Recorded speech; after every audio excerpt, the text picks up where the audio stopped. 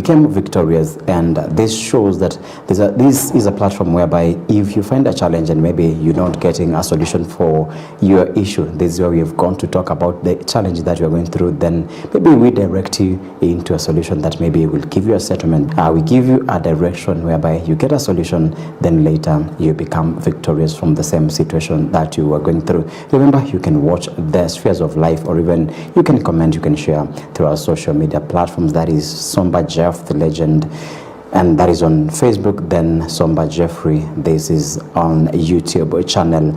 And also our SMS line is 23059. And remember, we're coming to you live from EBN TV. Again, my name is Jeffrey Kimayu Somba, and when you come to this platform, when you come to this point of having a conversation that maybe directs a solution to your challenge, I call myself the legend, because sometimes you find that you've gone through challenges that maybe you alone, or even you end the suicidal thoughts, but in one way or the other, God sent his voice, God sent someone to make sure that you're out of the situation, and that's why we've got this platform. Interestingly, I've got a lawyer on board. She is lawyer Farida Wako, and she'll be telling us more of herself, how she was born, where she was born, how she's grown, and how she's come to be into this life up to this moment, and what she's doing in her life, and what message she can have maybe to encourage someone, or what direction can she give in life to make sure maybe someone will be copying from her, they emulate from her, then they find that they're leading their life well from the story that she'll have given to us. So thank you so much for coming, and you are most welcome in the Spheres of Life. Thank you very much, Jeff. Yeah. Yeah. Now, you're most welcome. And how was your day? My day was good. So far, so good. Yes. It's always a Sunday here when we also this program, and I hope you've had a great service from wherever you worshipped from. Yes, I totally did. I totally did. Yeah, that's great. And where do you worship from, maybe? When I'm in Nairobi, I worship at Joy Celebration Church. It's in Githurai 44. But most of my Sundays I spend with the residents of Gishugo constituency. Okay. So I visit various churches in Gishugo. Okay. Yes. Yeah, and sometimes we are told when you buy something in Githurai, you have to be very keen. You have to examine it very well. You have to assess it very well. You may find that you've bought a TV in Githurai 44 or 45, and once you switch it on, it opens as Samsung or Techno. Then apart from it opening as or switching on as maybe LG or another brand of a TV. I think that sounds more like Kariobangi.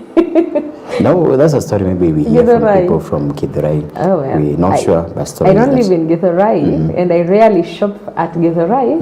But so far, the people of Githurai are very good, very enterprising, very resilient. So maybe even doing that, it's part of resilience. Lazima ukue creative. Yeah, yes, that's true. And sometimes, actually, someone was saying that you may switch on a radio around Githurai after you've bought it in Githurai. Then later, it will be broadcasting maybe news that were heard as far as 1989. So you wonder what business is done in Githurai. But that's on a lighter note. Very interesting. We're just joking. Now, sometimes, and as I did my introduction, the Spheres of Life is a platform whereby we know what happens in a country, we know what happens in a family setup, we know the challenges that come in as you grow when you are young, and sometimes you find yourself in depression, you find yourself in stress, you find yourself bring suicidal thoughts because maybe you've had a lot of challenges, and maybe your family members and maybe the society does not sit down and listen to the challenges that you're going through. So the biggest thing or decision that you can take as a person is, because no reliable person who can maybe help you out of the situation, you find maybe you dip yourself into alcoholism, into drug abuse, into maybe theft, into kind of goonism, or then again you may harbor the suicidal thoughts because you think, I'm going through this challenge, then I'm maybe 20 years old. What if I have to live with the same situation for the next 30 years? What will I do as a person? Then you find the only quickening solution is maybe you try to become an addict so that you blind yourself from seeing the situation that you're in. And for that matter, that is why we have the spheres of life, to make sure that maybe someone is a bit encouraged. And this is how we started, whereby we have to know you very well. Okay. Yes, yeah, karibu. Asante sana. So I'm Farida Wako Kamau, popularly known as Wakili Wako Kamau, especially in the political space. I was born in Kirinyaga County to Mr. and Mrs. Kamau. My parents were both teachers, still are teachers. They've not yet retired. I had a very normal childhood growing up. No many issues. I didn't have any serious issues growing up. A simple family, 3 siblings, 4 children, including myself. The only daughter. Born number? Firstborn. Okay. Can you Congratulations. tell? Yes. So to the firstborn girl, the rest are boys. So very spoiled by my dad and very loved in that family. So I had a very healthy childhood, so to speak. Yes. Okay. Now sometimes you may these situations, maybe where you are born, or even the kind of upbringing that your dad, that your dad maybe exposed you to. Do you think whether there are some challenges, or even challenges that maybe you see now, maybe that were brewed during that time? Yes. What I would say, of course, teachers they don't really earn that much. But the mindset of my parents, just like most parents who have raised millennials and the Gen Zs, is a lot of cautioning. I would say at some point, to some extent, my parents overprotected me. And I remember my father used to say, I would not want to see you go through what I went through. And what he meant by what he went through is that for most part of his life, he was in school and he was working. He had to fend for himself. There was a certain extent of education that he was qualified for that his parents were not willing or not in a position to allow him get into. So even higher education, especially my father, actually both my mom and my dad, they got their degrees when they were already within marriage and they had their children. So I think that over cautioning could have given me an unrealistic outlook on life, which became a challenge for me in my adulthood, in that there's some unexpected challenges that came along my path that I was not able to navigate with the resilience that was required because of this over cautioning. I became a crybaby, almost as though I was still largely dependent on my parents, even in ages when I had no business depending on my parents. Yes. Okay, now we find those challenges in life. There are some people maybe who may not overcome them. You find maybe this is a boy. They call them mama's boy. What do you think the effects of maybe you being overprotected as a child, and what are your rights? Where should a parent? How far should a parent protect their children? Yeah, okay. So especially for the boy child, you find that this breed of men, especially the millennials of the early 90s all the way to 95, most of them, they've come of age in terms of starting a family and marrying, but they're not willing. We find that a 33-year-old man is very comfortable living in their father's house, and they don't feel as though there's anything wrong with them. And then on this other hand, the girl child, because our season was one season that really empowered the girl child. The girl child is sharp, she's forward, she's focused, she's ready for things, and that is why you find that most girls, especially the millennials, and a few of the early Gen Zs, they've resulted to having older men, wababas, because of the conditioning of the men in our generation. Men in our generation, some men in our generation, let me not generalize, especially the mama's boy, they've not been able to marry and they've not been able to keep a family. So we have a lot of single mothers. I'm telling you, if we were to take the statistics, myself included, of the women, millennials and the early Gen Zs that are single mothers. And it's not because they were not socialized to become wives or to raise families, but because the men especially, and even women to some extent, are not resilient enough to stand in their families. Because you find out the statistics of the generation just ahead of us, they knew, we grew up hearing words like ndoa ni kuvumilia, we grew up hearing words like mwanze chini, we grew hearing words like munaanza from zero, then you rise together. But in our generation, we have conversations like, I can't build with a man, I can't raise a man, mi siezi pea mwanaume, mi siezi date mtu ana pesa. So most of these men, they end up being frustrated, they go into drugs. Our generation has experienced the highest level of hookups, the hookup culture, where women are hooking up with men for financial benefits and for sexual benefits without any actual commitment. If you look at TikTok, there are these videos which are very hilarious. We call them dating in 2025 or dating in 2026. The dating scene has really changed. It is very casual. We keep it surface level. And at the point where you see difficulty, it is so normalized to jump from one marriage partner to the other. You find people with children from different fathers, myself included. Both my children are from different fathers. And I say this with a lot of pride, not that I'm proud of it, but it is the reality of our times. So these are some of the consequences that parenting or the parenting style of our parents has produced a very weird breed of human beings who give up and quit at the slightest phase of challenge. The suicide levels in our generation are very high. I have personally considered, I've never attempted, but I've considered suicide several times. And probably the only reason why I never went through with it was because of my children. So that is a kind of okay, and I think because we are here to, maybe it's about your profile, we'll be knowing more of what happened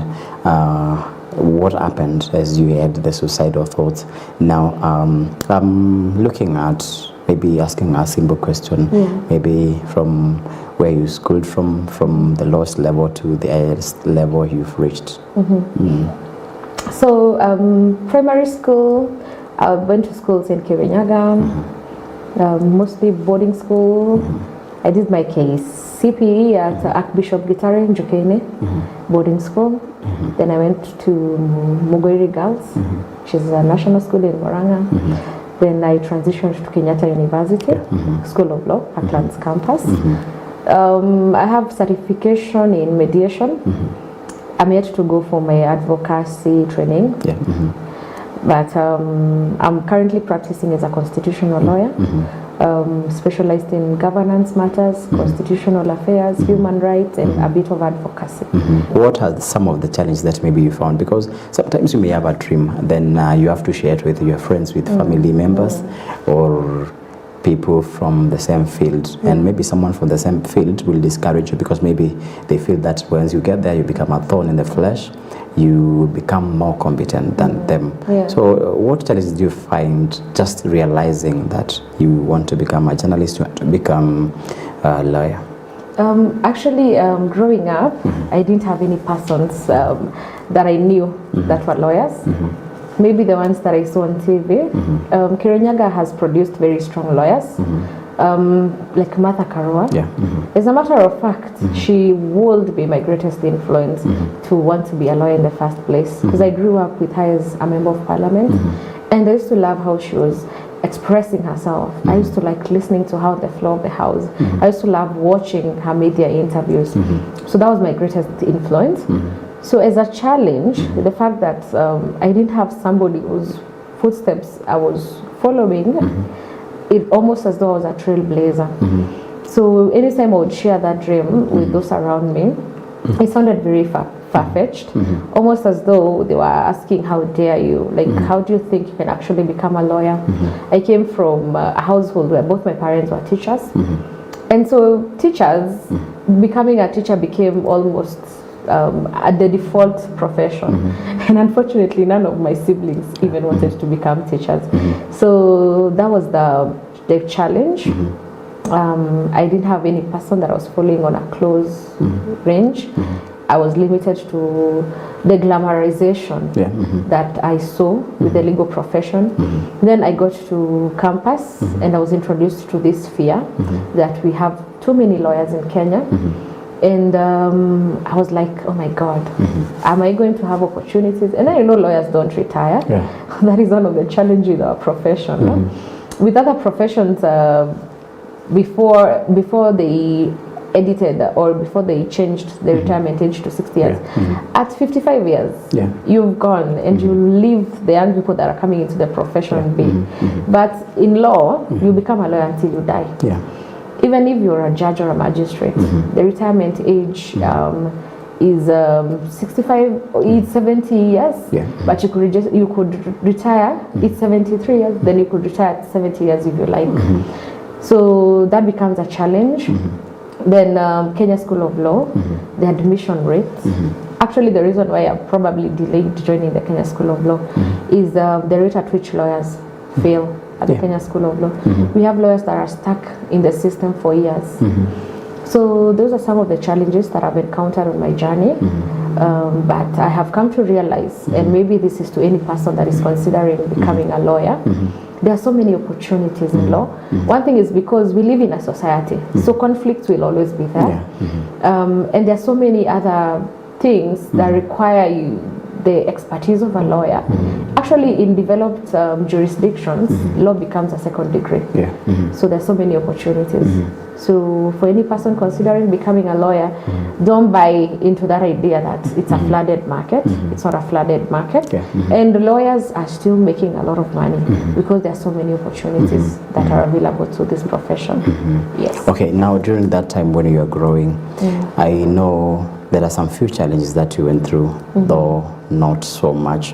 But where did you always get your strength to make sure that even after a small challenge, a little challenge, you're still able to move on? So in my early years, before I got born again, I got born again in 2018. So I had the support system of my parents. I come from a very intimate family where we talk about everything. We always hold in family meetings that will go all the way till late. So in such an environment, even when you want to give up, you really cannot give up. I get to cry. I say, if you were to do something to me right now, good or bad, the first person I'm going to call, if it's good, it's my mother. If it's bad, my best friend, Nyambura, because Nyambura is the kind of friend that she's going to fight. She'll find me in a fight. She'll join me in the fight. And then after we're done beating the person up, she's going to ask, and by the way, mbona tumempiga? She's that kind of a person. My mom, on the other hand, is my emotional support system. She'll listen to me, she'll encourage me, she'll correct me with love, and she'll hold my hand through that process. But when I want a soft landing in life, almost as though in manipulation, I'll call my dad. Because with my dad, I get everything that I want, especially if it's financial. And he always has very wise counsel. So that is what has been the reason for my bouncing back. And then in 2018, I encountered the Lord in a very weird situation because I thought I was an atheist. There was no space for God in me. I didn't even desire God. I thought, God is boring. God did not want me to be, I was that kind of a person. I almost New Age. I believed I had the power. But I kept getting myself in situations where only God could get me out of it. And so for me, it was experiential. It's not the kind where somebody preaches to you and you decide to get born again. It's the kind that you experience God until you realize this is the factor that you've been missing all along. So now God has become the greatest source of my strength, and He's become my anchor. The reason why I give up or not give up in life, it's always been God. Yeah. Yes. And that's a great confession there. Now, how was your turning point? My turning point was I hit my rock bottom. When I was in campus, I made a few irresponsible decisions. I was the drinking type, I was the partying type, did a lot of parties, almost as though I never had time for my lectures. And then in my second year, I got pregnant. I went into the family life, but my partner was physically abusive and emotionally abusive. I went into depression. I was put on medication for 2 years, I believe, through the KU health facility. So at some point, I just woke up and I decided I'm not going to school anymore. So I just quit law school. And it's so funny because I quit law school in my 4th year, 2nd semester. In fact, I quit law school when people are going for their final exams. How do you even explain that? I just woke up. I had a roommate who was also in law school, my best friend at that time. Her name is Esiti. She used to leave me in bed and she's going for exams. She's like, Farida, what are you doing? You've come so far. Why are you giving up now? But what she didn't know is I had fought with my demons to a point where there was no strength left in me to fight. I had retakes. I had missing marks. I was depressed to a point of losing myself. I wanted to die, but I didn't want to kill myself. So I just let go of life. I let go of the reins of life. And I was like, you know what? Do whatever you want to do with me. So for me, it became alcohol, a lot of sleeping. I'm telling you, I could sleep for 2 weeks in a row. Does that even make sense? That's not. I did not even need food. I could go for 3 days without eating, and I'm not fasting for any particular reason. I was just tired of living. At this particular point, I had drifted from my parents. We were not very close. I was not even opening up to them. I had an abusive partner who was physically and emotionally abusive, but he was a good man. He was very supportive. The irony. So during that period, I moved out of that marriage, which I had no business being in. And then there's this church, Redeemed Gospel Church in Kasarani Hunters, that always used to hold lunch hour services. And I used to desire that. So at times when I'm very stressed out and somehow I've made it out of the house, I'd stumble into that church and sit through their service. I loved worship. I am one person that loves worship. So I just go for the worship, feel good and cry before the Lord without any actual desire to have an actual relationship with God. So I remember this one day, I had drunk the whole night. I was still very drunk. And one neighbor of mine, she was Rachel. She called me and she told me to go to church with her, a place in Utawala. I don't even remember what that church was called, but the pastor was Joseph. Pastor Joseph, wherever he is, may God bless him for me. So I went to that church. So it's those new churches where we don't have a lot of members. So Pastor Joseph is leading worship. I was a choir mistress in my high school days, Catholic though. So I had a very nice singing voice. So he had me singing, like in response to the songs that he was singing, and he assumed I'm born again, and he assumed that I'm somebody from church. But I'm telling you, Jeff, I was drunk.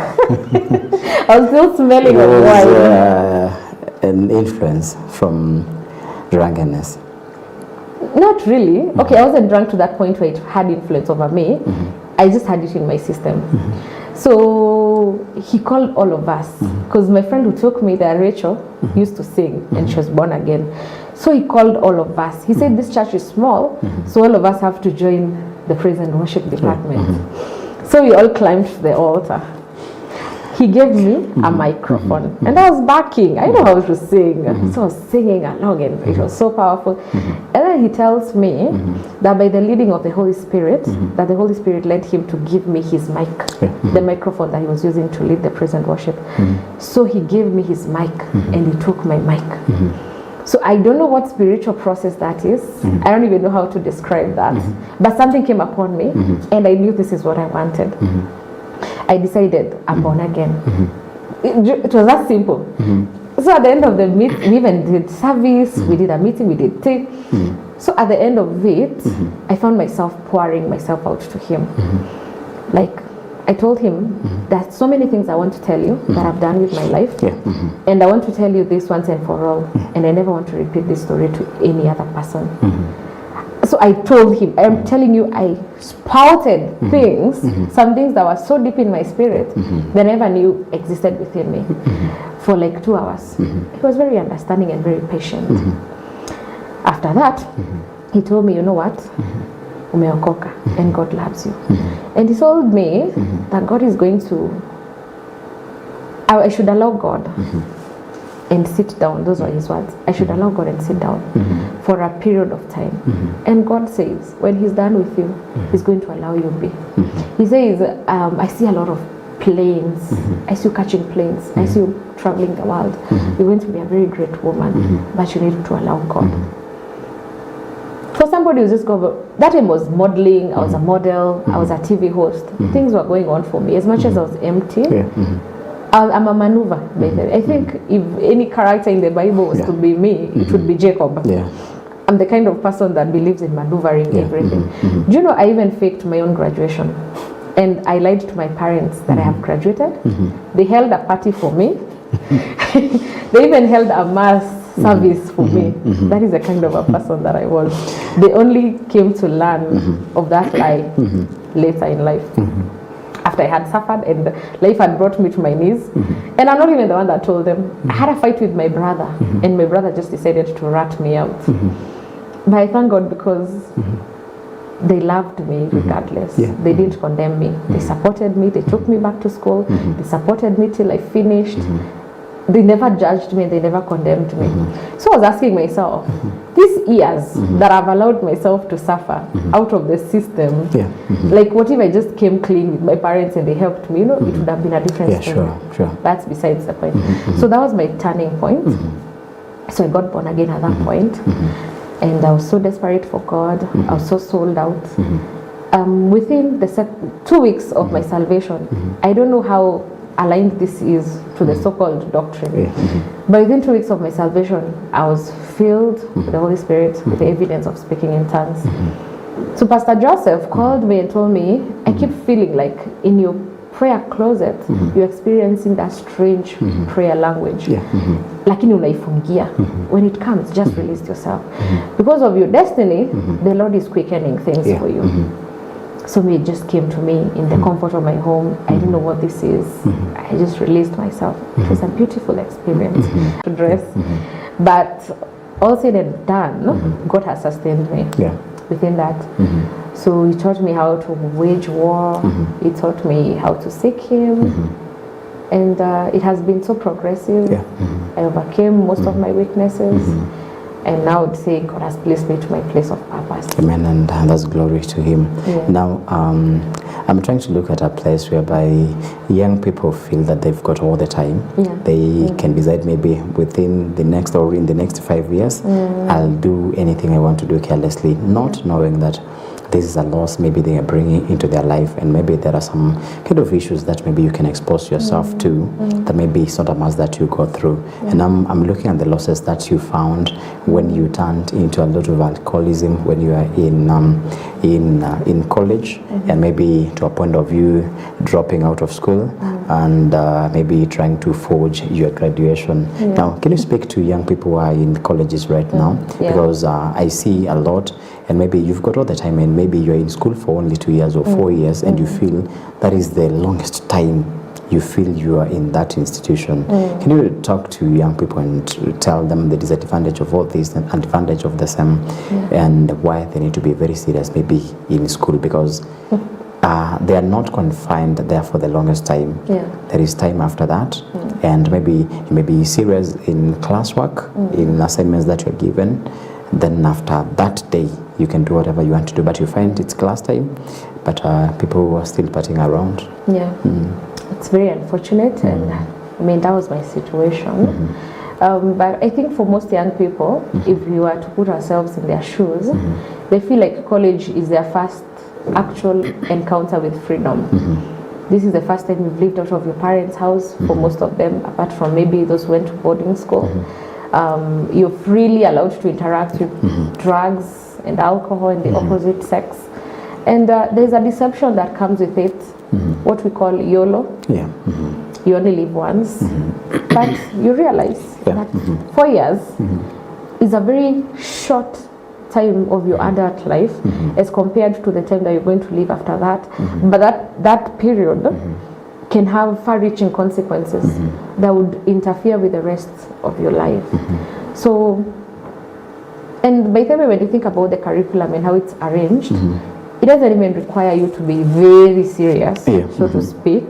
It allows you a lot of time to play and a lot of time to rest, and also a lot of time to seek the Lord, and a lot of time to discover your talent. So it's about you thinking of college and university as an opportunity that you've been given, and not an opportunity for you to experience freedom, because I think quality freedom actually comes out of the time when you've fulfilled your 4 years. Now you have employment opportunities. Like right now, I have every freedom. I'm living in my house. Nobody's asking me for anything. I have my own money. I can go anywhere that I want to go, you know. So let's stop putting the cart before the horse. Because that's exactly what we're doing. And how life is structured for some weird reason, if you don't pay for it, if you don't bear your yoke in your youth, like the seasons in your life or in the life of any person, they're arranged in such a way that one season leads to the next. So the moment that you squander one season, it's going to affect the subsequent seasons of your life. And the worst part is you can't skip over. So you will have the quality of your life being affected and impacted by some of the decisions that you made that you had no business making. Like now I have every time to have children. Even if I wanted 20 children, I have all the time in the world. But you see, I made my decisions and had my children before. When I was supposed to study, I was busy having my children and I had to pay for that. So it's a call to responsibility. It's your life. One way or another, you'll pay for it. Do everything moderately. Sure, and in the right time, in the right place. Yes. And maybe in the right spirit. Sounds cliche. Yes. And now I'm looking at a space where at least you're a bit fortunate and so lucky to have parents who maybe held you hand all through up to maybe when you finished your school and the moment you forged your graduation. Now this kind of forging, I'm dwelling on that because this is it is not true. It's a kind of a lie whereby you've achieved something that you've not. And then something has to be reversed and also revised to make sure that maybe you go through another process so that you graduate. Then I'm looking at how lucky you were that these parents realized this, maybe after having taken you all through carefully from maybe primary school to the college, then you forging things into your life now. After having gone through these expenses, paying your fees, pocket, then these parents found that you trying to lie to them and you are not living the way you're supposed to live now, because this is your duration that you have to be in school and you have to spend it very well. Now you being the parent, how could you have behaved back to your child? I'm actually always afraid about what they call karma. What you sow is what you reap. But I believe in the mercy of God. Because it's not like my parents dropped out of school and that is why their child dropped out of school. You know, but I paid for it. I'm telling you, I paid for it. The law of reaping and sowing. I was like that prodigal son that was eating the pig's food. Because you can imagine, for somebody that has grown up in a stable background, subjecting themselves to a relationship, and then I'll speak about. I subjected myself to an abusive relationship. Not even once did that man try to kill me. it was so bad that he would literally try to throw me over the balcony. And these are things that have happened to so many young girls. And I remember, especially last year part one, we held demonstrations against femicide. And we were chanting, "Stop killing us." I was on the forefront of that fight because there's so many ladies out there that they got pregnant out of wedlock, and especially in college. And because of that, you wronged your parents. You drove a wedge between you and your parents, and you end up having to get married because now you have a child.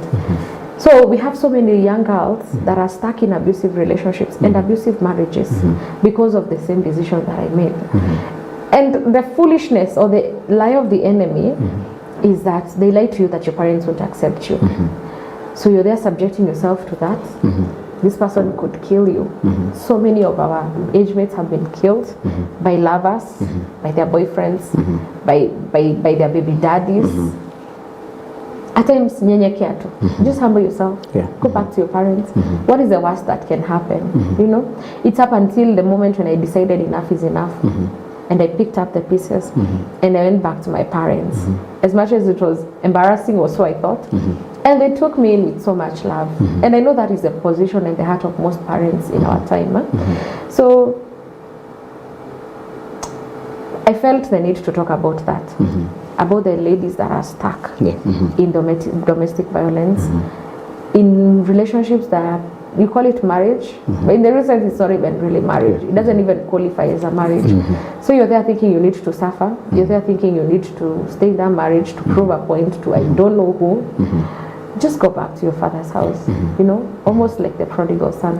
So that was my situation. And now as a parent, I'm quick to always remind my children that even when you're wrong, I'll always be on your side.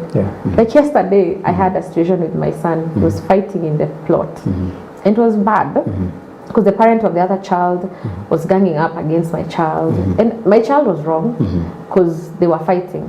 My child is the older one. The other one is a smaller child. And he fought. And in that moment, I had to protect my child. That was my first responsibility. And our first responsibility as parents is not to judge our children, is to love our children, to embrace our children, to protect our children. And even the correction that has been given to us by the Bible should always come from a place of love. So it's something that I always try to teach and to cultivate in my parents, in my children, that even when you think you're wrong, don't condemn yourself.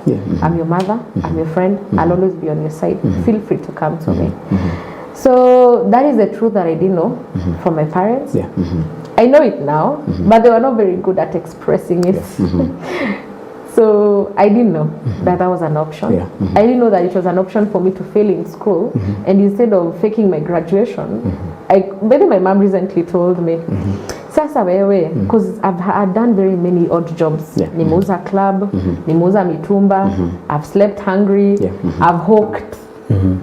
Just trying to survive. And I had the option of going back to my father's house and telling him, Dad, I lied to you.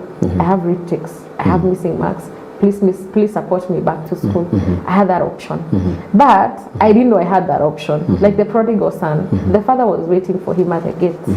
But he didn't know. He thought he had to do odd jobs. He thought he had to eat the food of the pig. As opposed to just going home to the father that was praying and eagerly waiting for.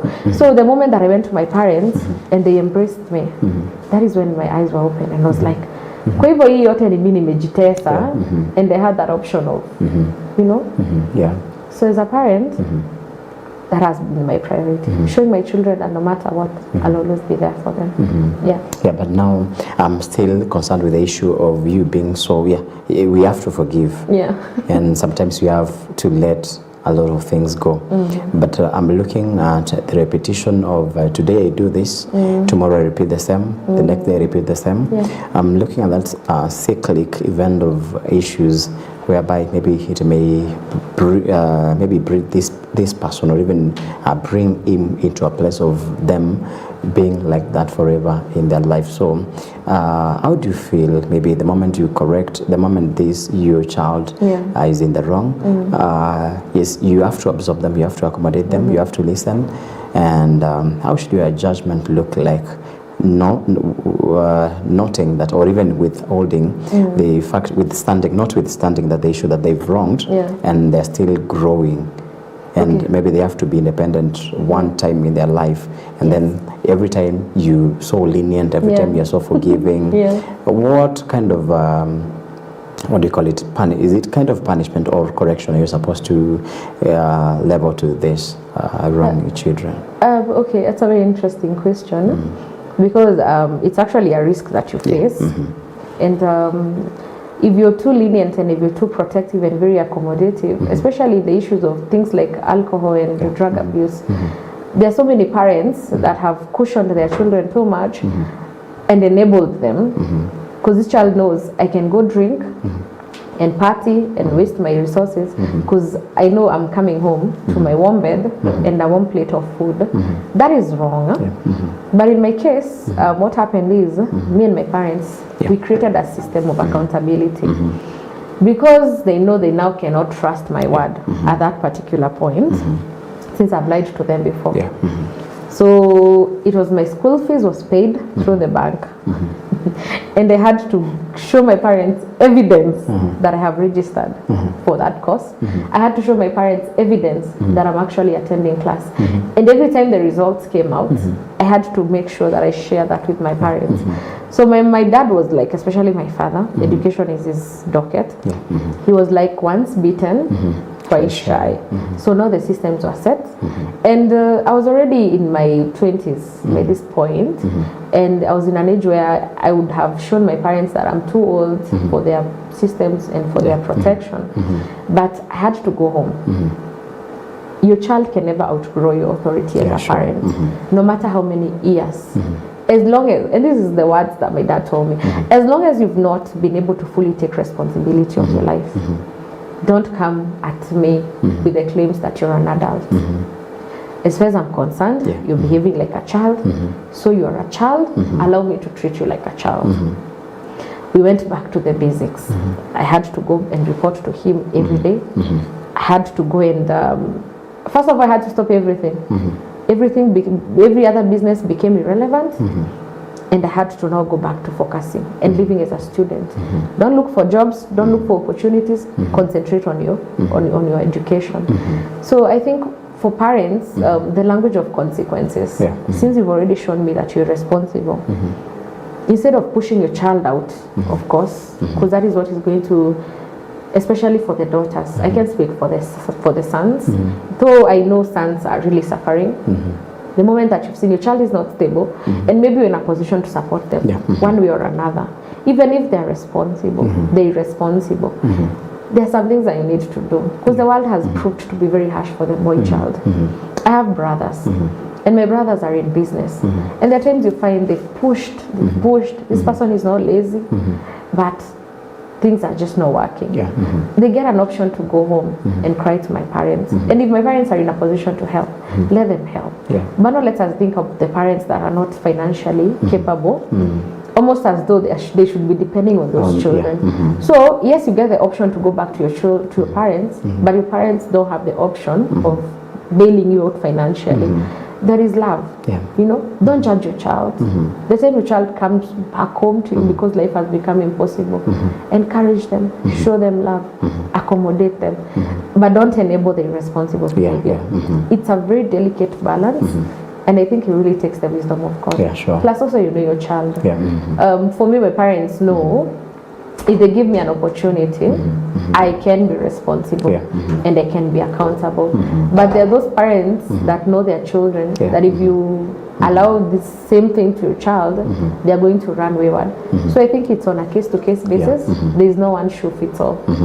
Okay, and I feel we have a lot to cover, but our time is almost over. So I just give you, actually it's over. I just give you maybe 1 minute to say your final thing, and maybe to our audience, remember you're watching the Spheres of Life, and this is a platform that is made to encourage you from your situation, because we normally say that you don't have to die alone, and before maybe you reach a point where maybe you have to die, let's have worked on you so that maybe we can improve you and improve your situations, because we are together and we belong to one another. On board, I have got lawyer Farida Wako.